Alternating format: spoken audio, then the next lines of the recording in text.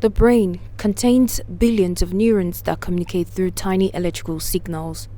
Neuroplasticity is the flexibility of the brain's ability to learn, adapt, recover, and change based on experience, environment, and training. New connection forms in the brain over time when we learn something new, repeat actions, thoughts, or even heal from injury. Neuroplasticity affects everything about human development and behavior. When it comes to security behavior, how we perceive risk, respond to threat, follow security rules, or handle danger, Nigerian citizen security awareness has evolved over time. What comes to my mind when I see people running, I'll think that something has happened. And however, in respect to a gunshot, what I'll first do, I'll observe where the gunshot is coming from, so as I will not go and fall into straight bullets. I will run. What will I stay and wait for? I'll just pick my shoe and start running now. I go run, go hide for under bed. But if I hear say the thing they do pa too much, I go find my own way out to run. But if I know say my children they are around, I go try to escape them when we run. For instance, I have a family and all that guy. Sorry now.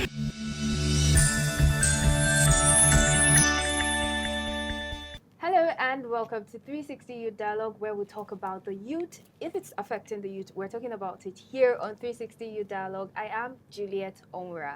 It's good to have you. Today we're talking about rewiring the mind for security, the power of neuroplasticity.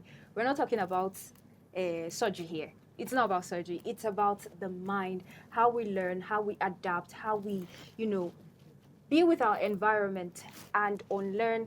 Someone said, learn, relearn, unlearn. So it's very important to talk about all this and how it shapes security matters. Today I have with me Najeeb Babalikita. Did I pronounce that well? That's right. Okay. He's a policy strategist and a human rights advocate. You're welcome, Najeeb.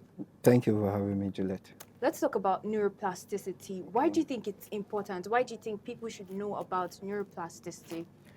I think neuroplasticity itself, it's an emerging field of science, and it expresses the statement that human beings, we have the ability to rewire our brains. And neurons that wire together, fire together. So the wiring of your brain has been done consciously and subconsciously. Like growing up as a child, your brain was wired to acknowledge certain things in a certain way. You had the first time you tasted orange, pineapples, bananas, but before you taste any fruit, you don't have any idea how the taste will be until you have that experience. So that experience is formed. Then gradually you come to adulthood.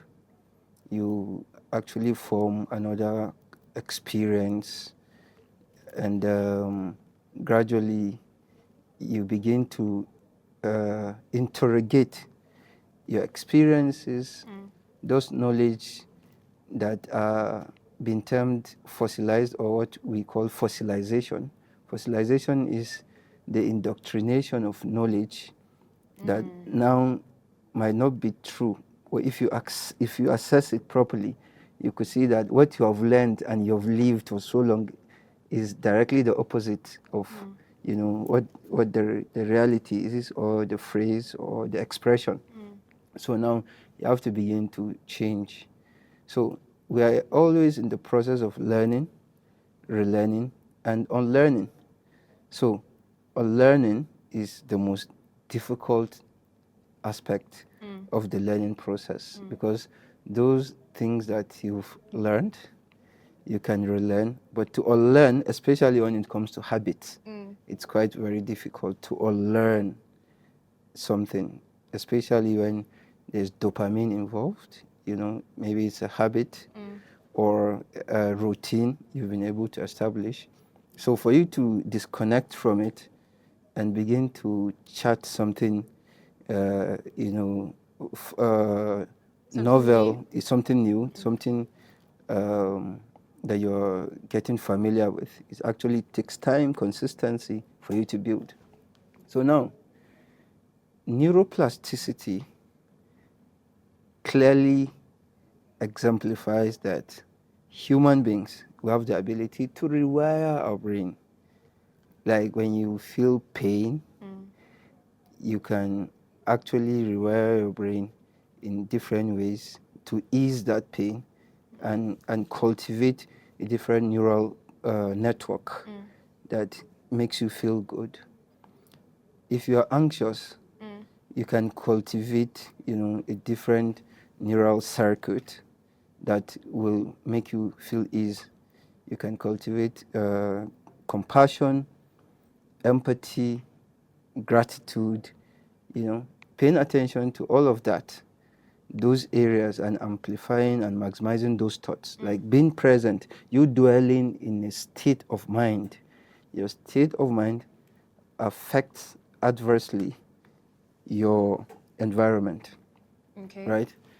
And that's why there's physical vagary and there's linguistic vagary. Okay, we're going deeper. Yeah. Okay, just because before we go to physical vagary and physical, the other one you said. Yeah, linguistic vagary. Linguistic vagary. Yeah. You said something about our mind, affecting our environment. That's Let's right. bring this to security matter, which our house here, Third Eye Africa TV, is very, very, very into. In security, do you think we've been able to cultivate habits that our environment has put us into? Let's say people now go around holding their bags like their life depends on it. There are little habits that Nigerians have been able to cultivate because of the security architecture in the country. Do you think our brain, our minds have been structured or restructured when it comes to security matter? Why do you think? Do you think, and why do you think? Oh, of course, growing up as a young student, going to secondary school, and gradually during my undergraduate years, like if you're going out from the estate or as a copper wearing the NYC uniform, you easily have someone stopping to give you a lift. Okay. So we used to be our brother's keepers in this part of the world, but suddenly the fear that came into our hearts, I think,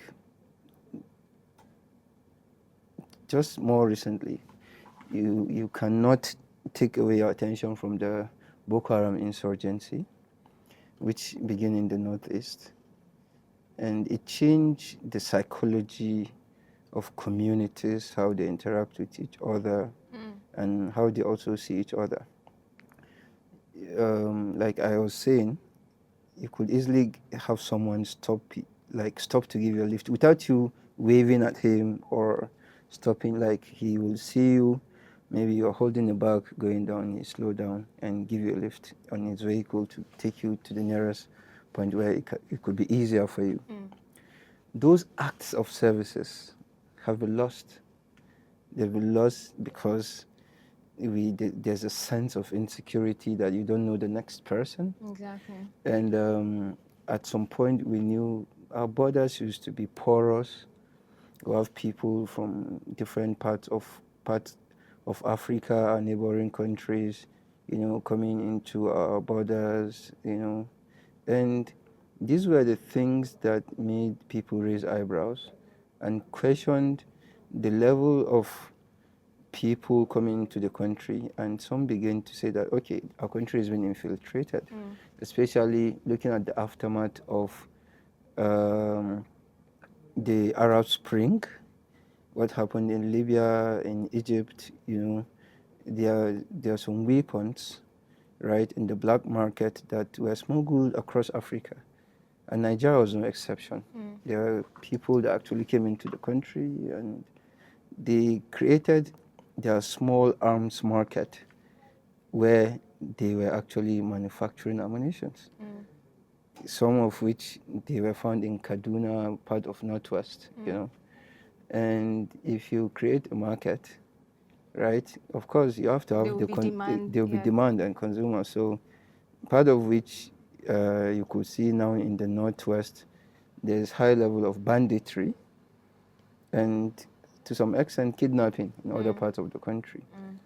So of course our security consciousness was affected from where we were and to where we are, and we're still navigating it and trying to find our way out of the woods. So you made mention of something that back in those days where someone will just see a youth copper walking by and then pick up the youth copper. Yeah. Currently, I don't think it's like that. So, in fact, youth coppers, they are more at threats. When you see they're like, oh, this person, I'm sure this person doesn't know his way around, and they don't even feel safe, especially if they post you to a state that you know nothing about. Yeah. You can't even enter, even though you're entering a public vehicle. Your heart is on your head. Each time I enter public vehicles, because of the one chance incident and all that, I don't enter public vehicles, with clear conscience. Like I have to, sit in front, hold the door, do this, do like a lot of precaution there when entering. But let's talk about how this exposure to danger, how it has affected the minds of people. What do you think is the current state of Nigerians now going out? For me, I don't know. For me, it is fear.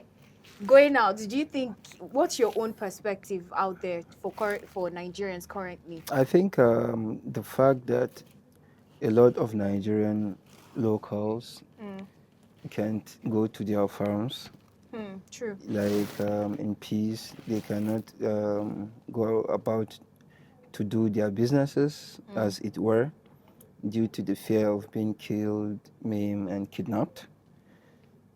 It's a threat to our food security, and also it's a threat to our economic growth as a country. It has affected us in no small measure, and very different administrations have come with different strategy to addressing the insecurity in the land. But then, honestly, there's a lot to be desired. People are being killed in their numbers, and if you come across families that have had persons being kidnapped, persons being killed, like the pain and agony is still there in their minds. So we just hope and pray that the government should pay more attention to community policing, and also re-strategize the police force, right, to be a people's police.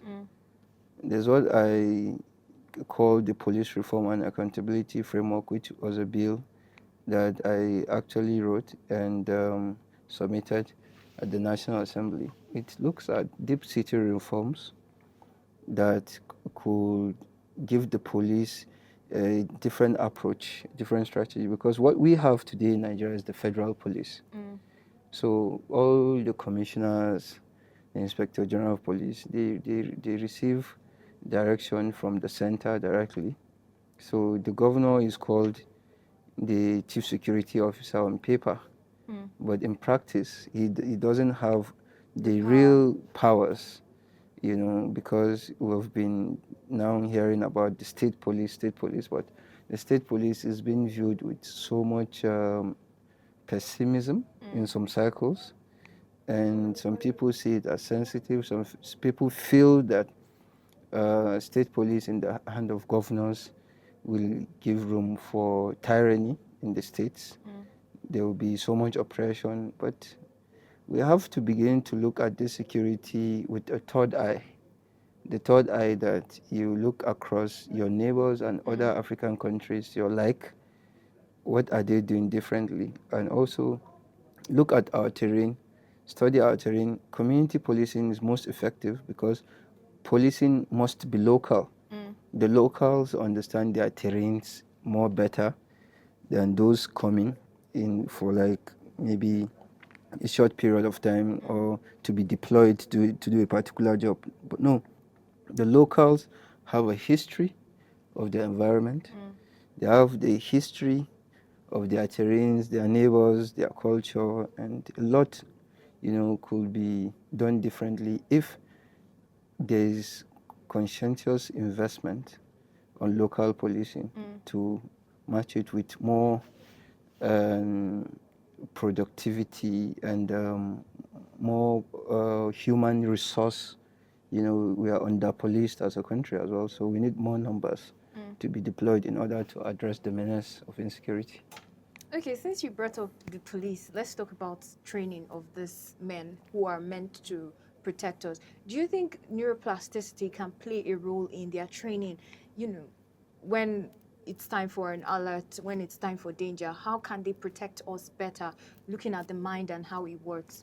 This is a very intelligent question, and I'll take you back to sometimes around 2012.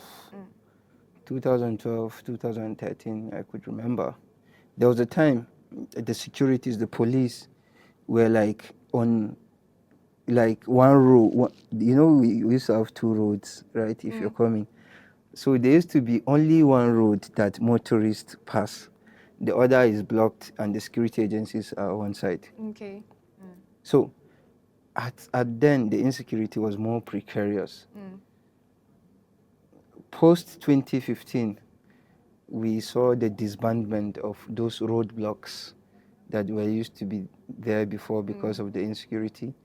Now the roads were opened and there was more free commuting and movement, So it tells you how far we've come. But again, neuroplasticity, like you said, of course, it's a topic, a psychoanalytical engagement that helps you rewire your brain. But again, some of the security agents, right, after they go to quell a conflict or they are coming back from a war, they are actually one or two things that has to do with their mental health being affected, some of which majority within the security architecture. The security personnel find themselves suffering from PTSD, that's post-traumatic stress disorder. So this is more prevalent within the security architecture. Is it the police or the soldiers, the military, they suffer more from PTSD because their use of weapons and other weapons that they get to engage. So when they come back from the field, they have nightmares. Some of them, they hear gun blazing while they are sleeping. So that's the post-traumatic stress disorder. So its diagnosis is quite different. But neuroplasticity is key when being introduced. Why? Because it helps you undergo some kind of training. It helps you undergo some kind of processes that you can be able to get into therapy and let go of those experiences that are still haunting you, and you get in better therapy and you're able to rewire your brain and contribute more better, and you become more equipped. What I was just thinking of right now, if neuroplasticity is being, inculcated or added to the training system and recruitment system of police, we will not be seeing a situation where there's a gunshot and you're also seeing a policeman running with you. Yeah, like Exactly. who is meant to secure the other? Sure. And that's so much of how Nigeria security system has, been. Yeah. Not just the police. Now we're talking about individuals. That's right. Now let's also talk about the mind. We as individuals, how can we prep our mind? Because we're still looking at how our security system is, because it's really a mess. When I tell you, for the fact that U.S. presidents calling Nigeria a country of particular concern, to show you how the extent to which our security system should be looked at, the emergency of our security system in Nigeria. How can we now as individuals put ourselves, unlearn things? Let's talk about individuals who has encountered something bad, let's say robbery, one chance, rape, or one of these things. How can they unlearn or relearn, I don't know which plays a part now, whether it's to unlearn how to defend themselves or relearn, or which of them. How can we put ourselves and prep our mind to be ready for security? I think security is everybody's business. Of course it is. And we must put in mind that we all have to contribute to the security of our communities, and in the larger case, the security of our country. But also we have to be conscious, to be vigilant as well, and to make sure that you report any case that you see that is unsettling, or that anything that you feel it doesn't sit well. Like, you should be able to raise the alarm quickly and escalate it so that it could be acted upon. So, and yeah, in talking about how we can actually put ourselves to respond to the emerging threats is to be more conscious, and I think the government should also use the National Orientation Agency to communicate to the public on very, very sensitive issues at all times. The country, like, the government should be able to speak to Nigerians at intermittent times so that confidence is being raised, and there's quite a lot of awareness, and also security tips, right, that should be shared and should be taken seriously so that we can have a harmonious understanding, and a shared purpose of, ending this menace of insecurity and fear amongst us. Okay, just one quick question here. If, let's say, this studio now, the door is open and then you hear a gunshot, what's your first move? My first move is to lie on the floor. And then the person is walking to you with a gun?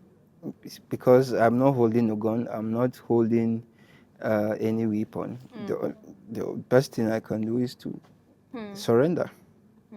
So that's you. You've already wired your mind in that angle. Yeah. That's you. That's the power of your mind now. That's the power of neuroplasticity. Your mind has been wired to surrender. Yeah. Especially where you do not have defense with you. To fight back. Fight back. Because some people, they feel like, okay, the moment anything happened, the moment there's an alert, probably flee or fight. You know, that flee, fight, human instinct. Yeah. Do you think Nigerians, our current situation is putting us more on the flee or fight?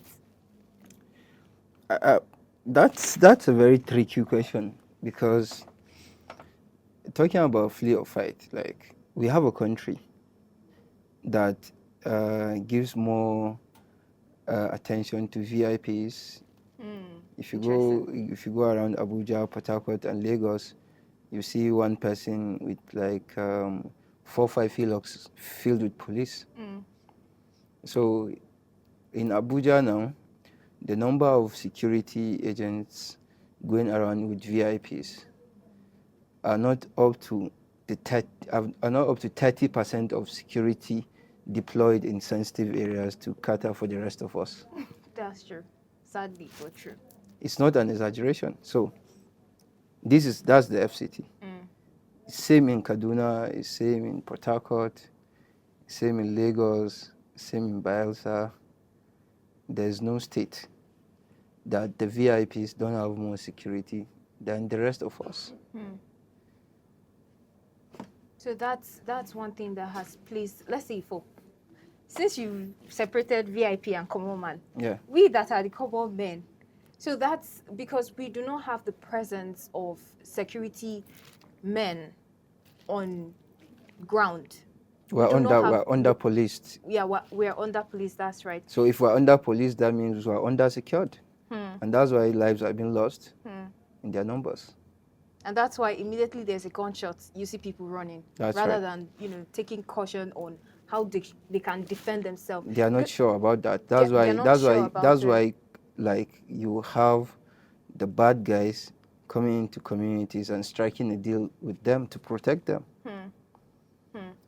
You know? I like where this is headed. I like where this is heading. Now, is this the reason why crime and criminality continues to prevail in Nigeria? Because we're under-policed, the criminal have more power, they have the weapons, some people can do things and go scot-free. Do you think our mind is being wired like that, okay, we're under-policed, we don't have the weapons to fight back, there are other people that can get away scot-free with this? Is that reasons why criminality is the consequence, when there is no consequence emanating from one's action, especially that which has to do with criminality, which has to do with killings of lives and destruction of properties, one has to fear for his life. And Nigerians are afraid of their lives because these criminalities have been going on and they have not been culprits. Mr. Femi Falana, Senior Advocate of Nigeria, he was on Politics Today, I think yesterday, and he said something very staggering. He said, no Attorney General in Nigeria has ever charged anyone for terrorism.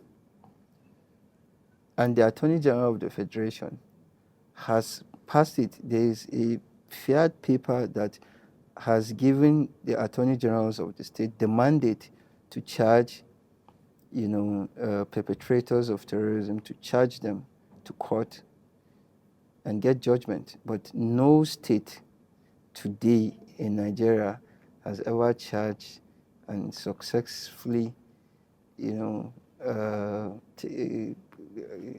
brought any culprit to book with charges of terrorism.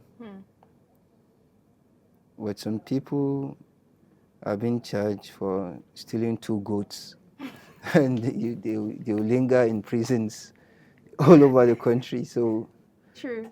So the reality of the matter is that there's no precedent that suggests that we have been fighting terrorism very, very well.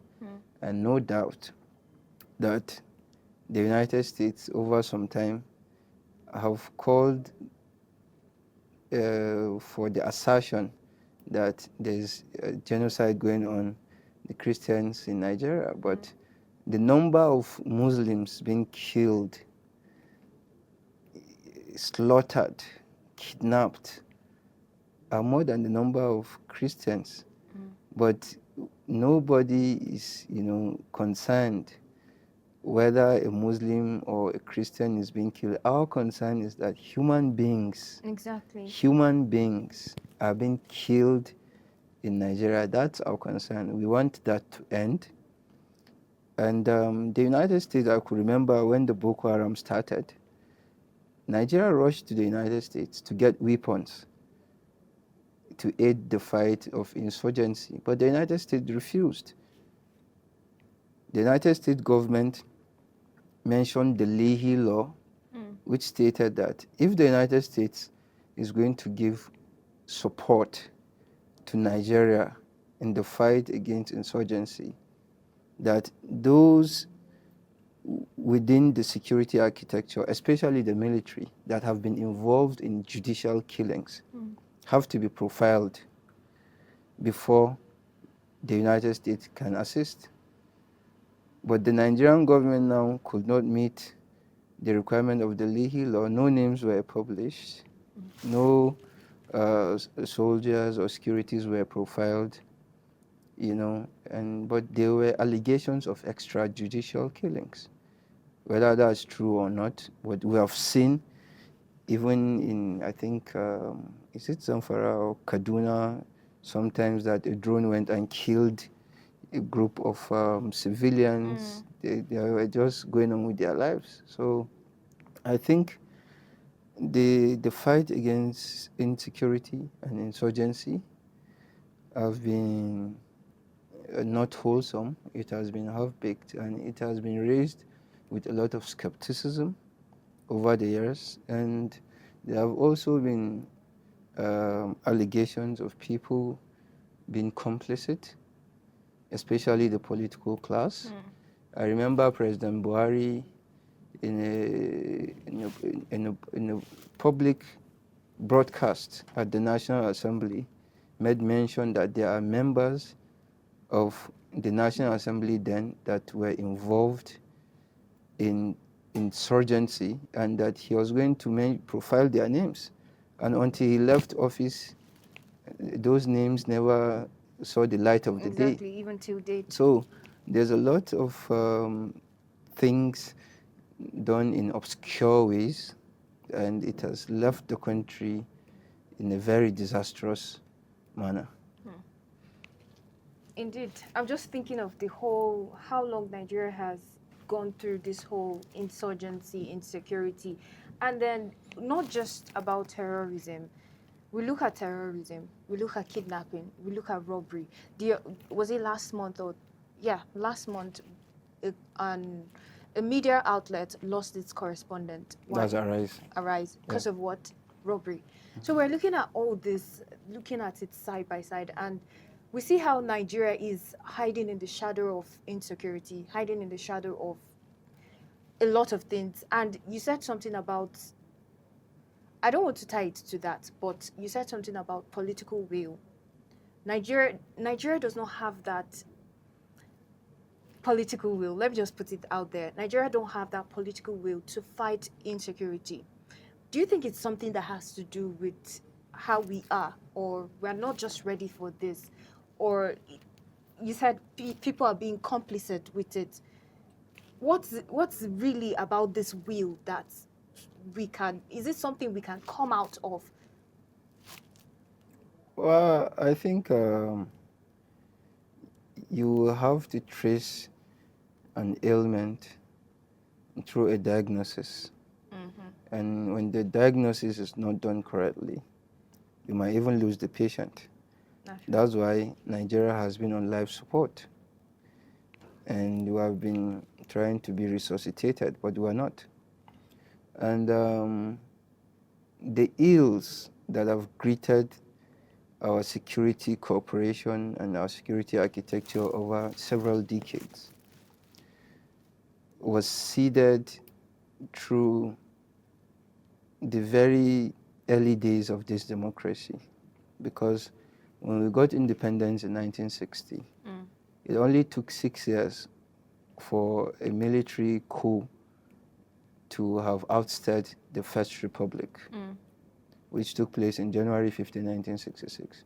So the counter coup of the January 15, 1966 coup, which was executed in 7th July 1966, was more disastrous, and it completely broke the trust.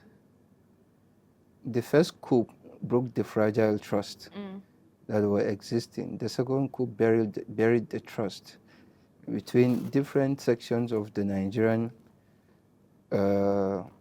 group that were in the Nigerian military. The military became quite divided within itself, you know, that people didn't see themselves as Nigerians, but they saw themselves as Northerners and Southerners. By 1967, the Nigerian Civil War erupted, and it made matters worse.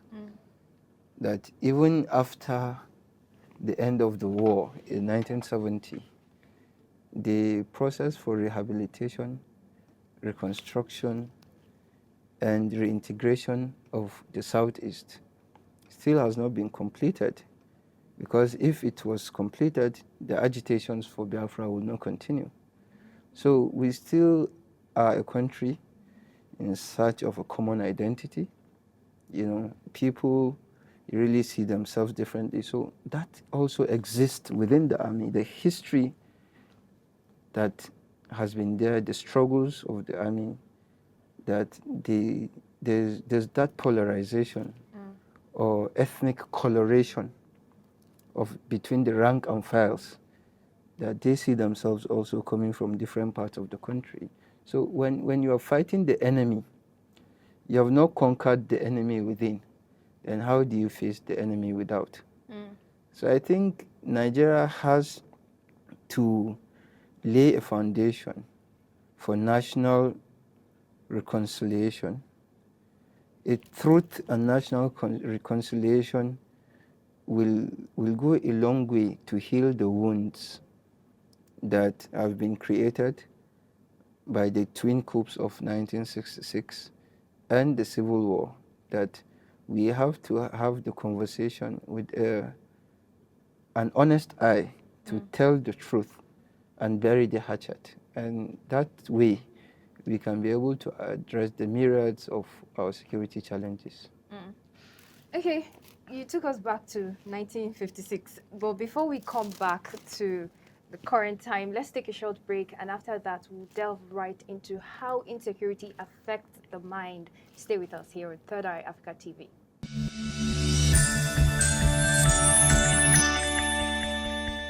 Thank you for staying with us here on Third Eye Africa TV. You're watching 360 Youth Dialogue only on Third Eye Africa TV. I am Juliet Omra. We've been having a wonderful conversation.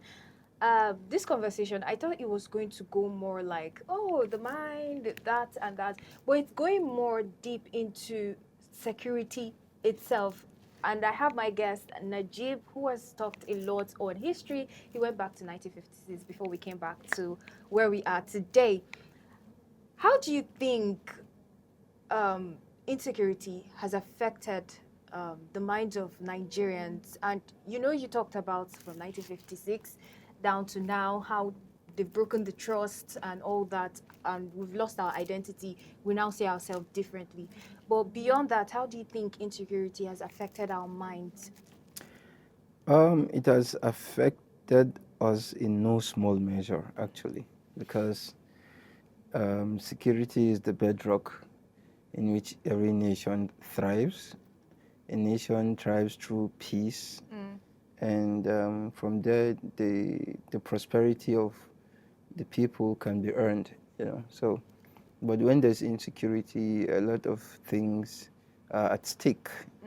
Your economy is at stake. Your educational and cultural growth is at stake, and there's so much political instability.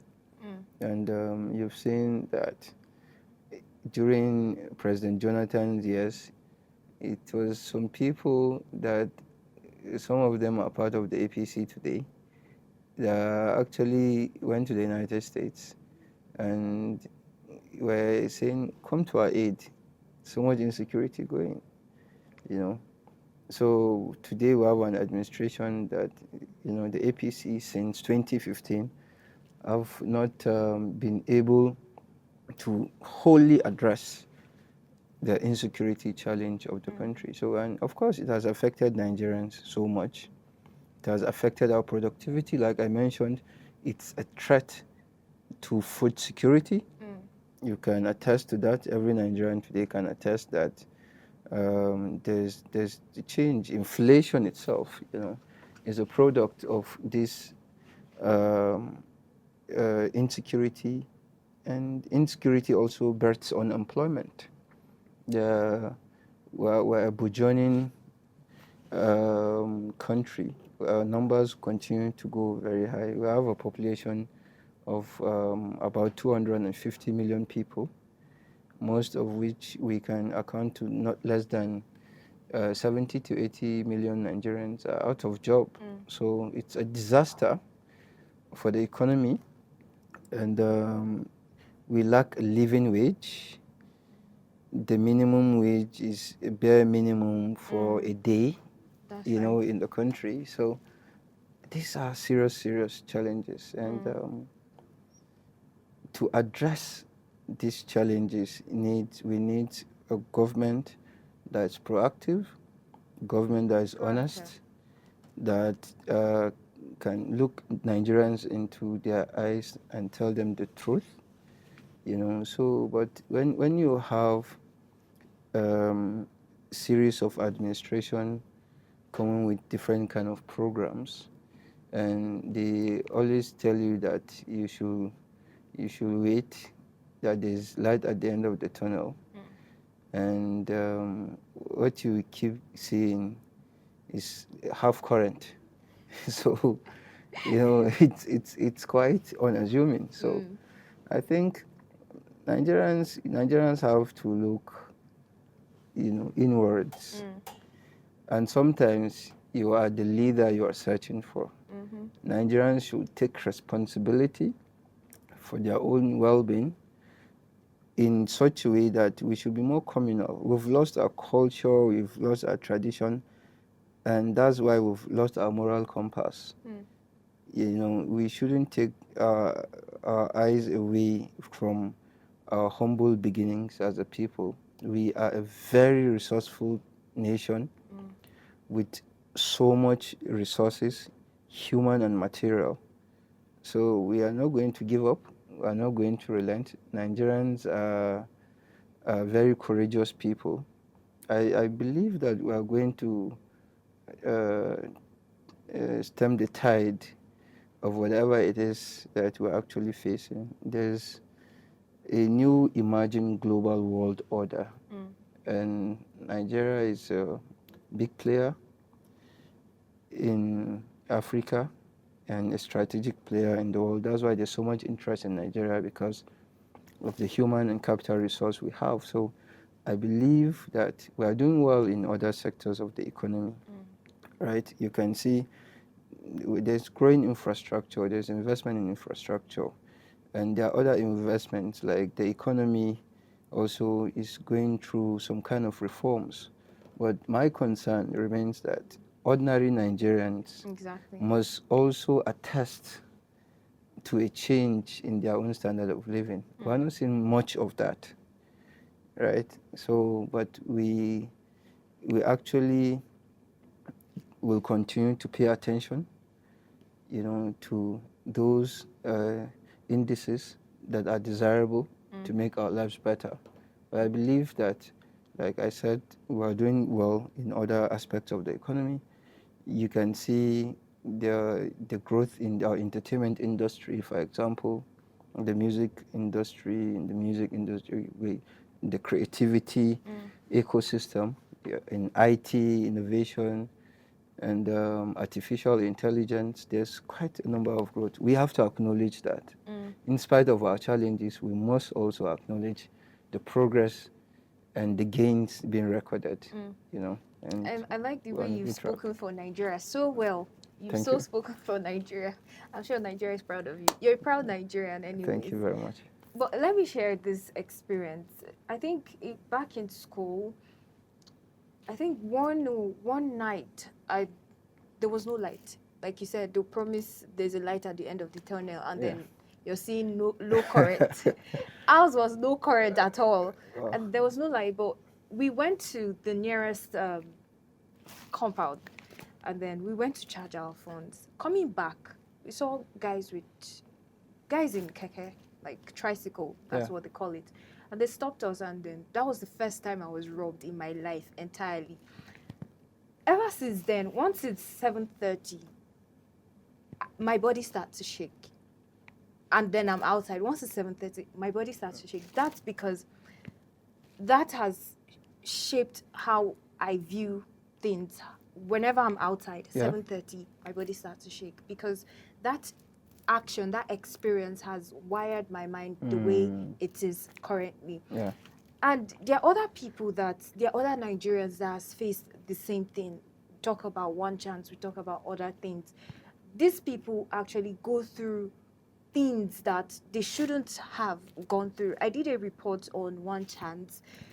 I don't know if it was after the report that the trauma started. I have never experienced one chance, but the trauma of getting into the wrong vehicle, you know, being very, very extremely cautious, not entering a vehicle that is tinted, sitting in front seats, making sure that a friend of mine even, you know, joked and laughed about it, making sure that your hand is on the window once you're, all those things. You see how stressful it is to even live in Nigeria with the whole insecurity. If you don't have money, you can't even live safely in Nigeria.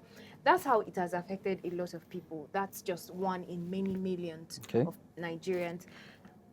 Let's talk about how these individuals, people like me, people like other victims of insecurity in Nigeria, how can we come out of that trauma? How can we unlearn what we've learned? Let's say the flee that we talked about earlier. Yeah. How can we learn how to stand our ground, defend ourselves?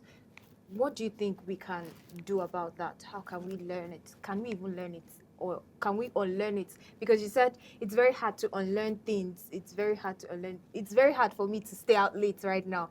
But how can we unlearn those destructive habits, be it the suspects themselves? Because I'm sure it's something that pushed them into what they are doing, to steal, to kill, whatever they do. And how can they unlearn their destructive habits? And how can we unlearn our, traumas, to put it that way? Okay, that's a very intelligent question. I think in order to address this, you first have to acknowledge that what you just said is not just a Nigerian thing. In countries around Africa and parts of Europe, they go through such kind of petty thieves, right? That go to attack people at night. So, and I think you begin to profile the answers yourself by saying, okay, by not staying out late, yes, that's one of the things, and avoid vehicles that you're not sure of. Like once you see a vehicle, like you're not sufficiently okay with, I think you should go with your conscience, right? And when you are ordering a ride on Bolt or Uber, like the plate number on your app, have to tally with the plate number on the car when it comes. You have to make sure that it's correct. So I think these are the things. You talk about self-defense, right? Of course, like it's good to be self-defensive minded. Yeah. It starts with the mind Yeah, it first. starts with the mind. You should also have more information about your terrain, your environment, where you're going to, and what time you're going to. I think these are the basic things that you should have in mind in order to be more proactive. And also, like you talk about unlearning. Unlearning is paying attention to those things that can put you at risk. So you should try as much to,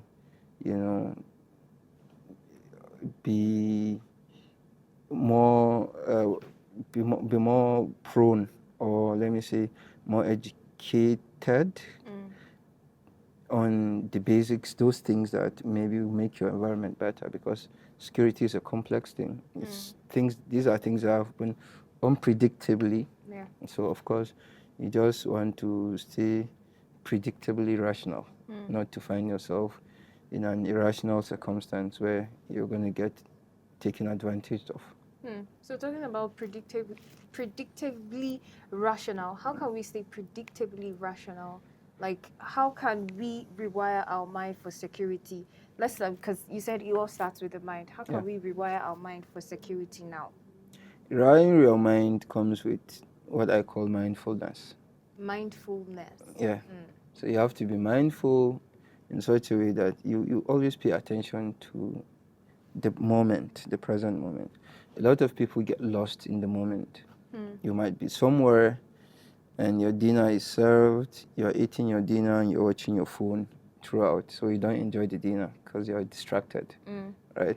So you might be in a place where you should have a high level of alertness in yourself, but you got lost, maybe thinking about something else. So I think at every turn, in every place you find yourself, paying more attention, being more vigilant, being more present, it actually aids you, to actually be able to respond to whatever it is that is unpredictable that might actually occur.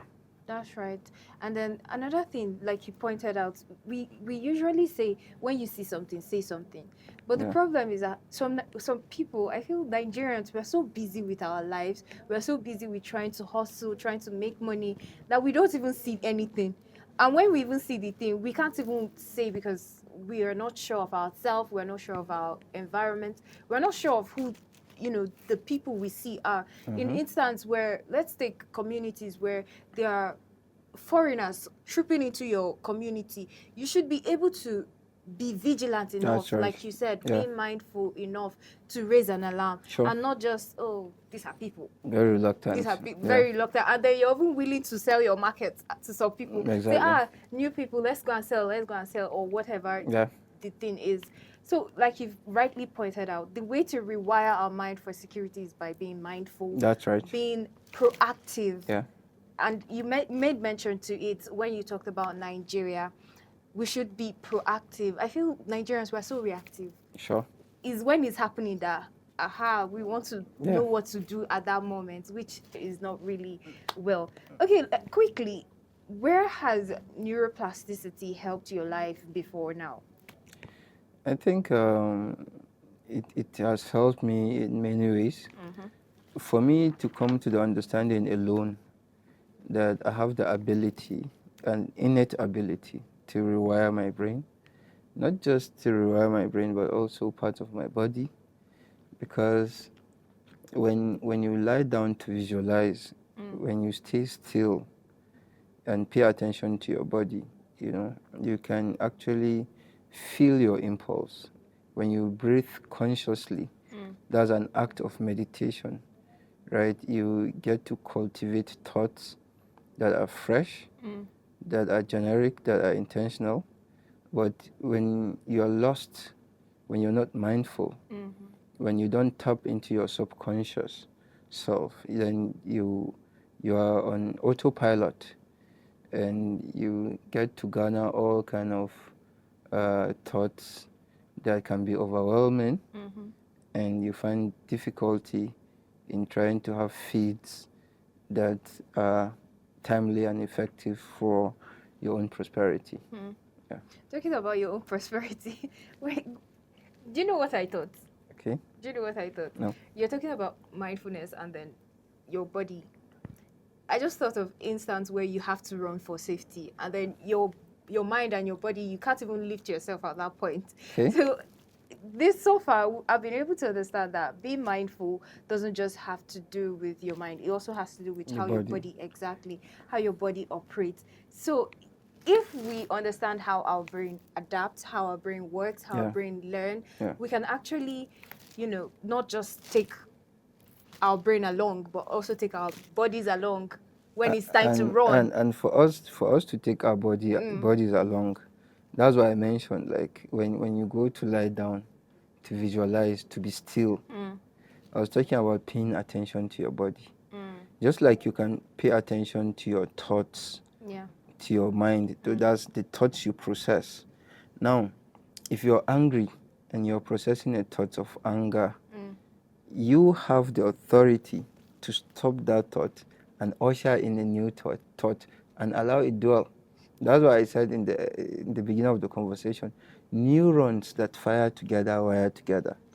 So when you have angry thoughts and you allow them thrive, you're angry, those neurons, they fire, they wire, and they form the part of your conscious self.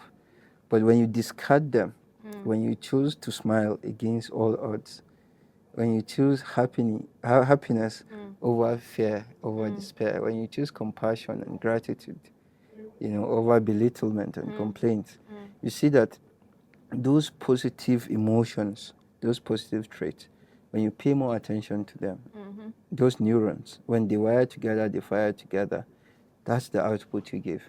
Indeed. And that's the ability to rewire your brain. Thank you so much for that. I think I would put that side by side security. So when we think security, we actually fire security. Yeah. Thank you so much, Najeeb, for that. So much good conversation I've been having here with Najeeb Babalikita. I like that one. Thank Okay, you. whether you're a security officer or you're just a normal individual, security is everyone's business, and it's not about weapons. It's not about locking your door. It starts with your mind. It starts from your mind. The stronger we adapt with our brains, with our body, the more secure we are. Thank you so much for joining us here on 360 Youth Dialogue. It's been so wonderful to have you join us here only on Third Eye Africa TV. I am Juliet Omra. Bye for now.